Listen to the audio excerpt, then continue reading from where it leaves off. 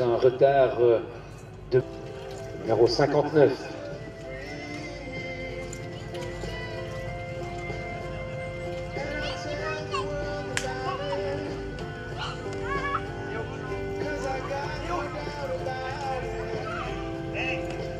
Championne de Grande-Bretagne, Sarah Howe.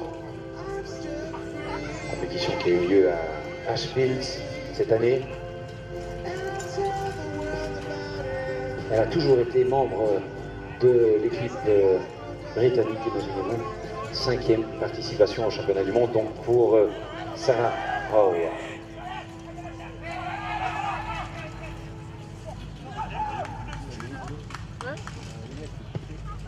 Et c'est petit souci donc dans cet obstacle des barriques, comme vous pouvez voir sur les ralentis qui nous sont proposés. On voit directement sur ces images, vous voyez la discussion entre le groom et le meneur pour savoir quelle est la meilleure option à choisir sans descendre de la voiture et donc d'être plus du temps d'être pénalisé par une descente d'attelage. La France à nouveau dans lors des derniers championnats du monde, qui est bien entendu ici en tant que membre de cette équipe américaine. Attelage de poney Connemara.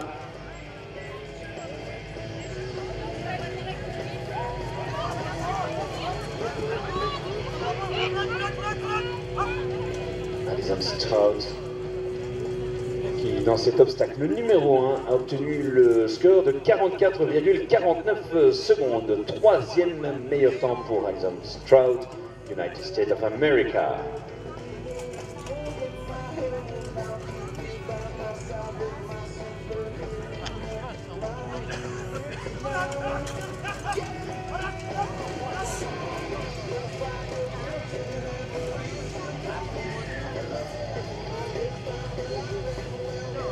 Laurent Yelowicki est actuellement dans l'obstacle des nations, cet obstacle décoré par tous les pays présents ici à Pau pour ce championnat du monde.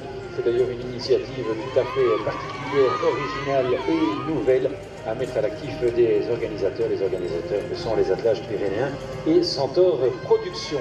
Laurent Yelowicki, meneur français, ici concourant à titre individuel, puisque l'équipe au niveau des attelages à 4 poneys est composée de Gilles Aria et du champion de France Olivier Thirier.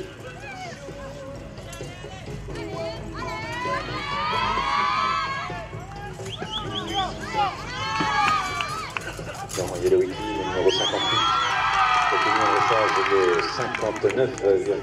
59,80. Alison Stroud dans l'obstacle numéro 6.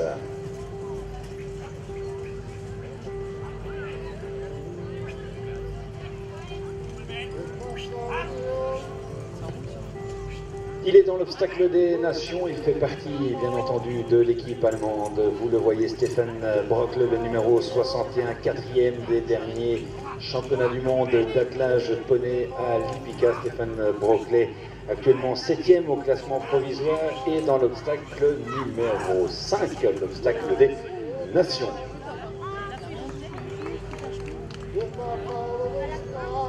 La planète, il est hollandais, vous le voyez. Il donne tout ce qu'il a pour conforter sa première place au classement provisoire.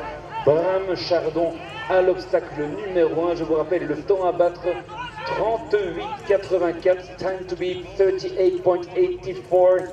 Et il a le 4e temps, mesdames, messieurs. Bram Chardon, 4e temps pour le champion du monde, le numéro 66, 43 secondes, 42 centièmes. 4e temps donc pour Bram Chardon.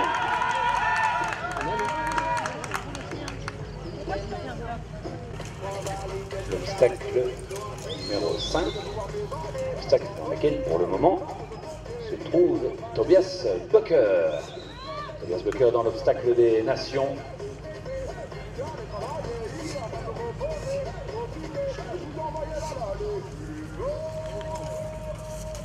Tobias Bucker qui a été champion du monde en 2003 à Karlstedt en Autriche et également en 2009 à Greven, c'était chez lui en Allemagne. Double champion du monde donc en piste sur cet obstacle numéro 5, l'obstacle des nations.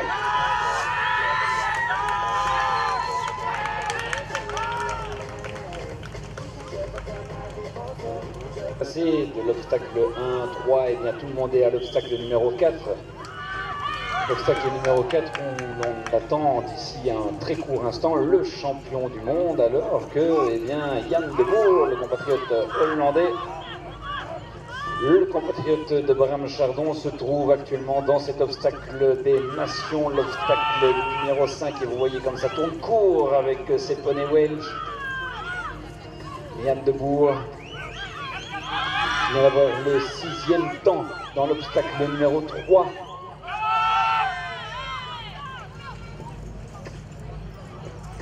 Avec des options très courtes.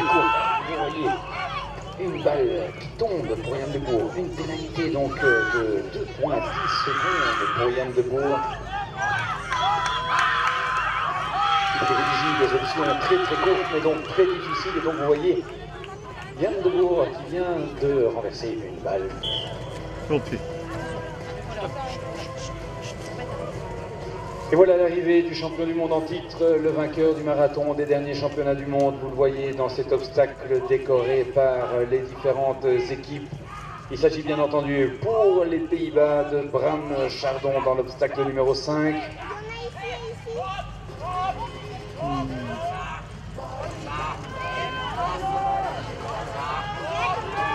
Chardon qui n'aura fait que galoper du début jusqu'à la fin dans tous ces obstacles. Je crois qu'il n'y a pas eu un passage au trot, c'est impressionnant de précision.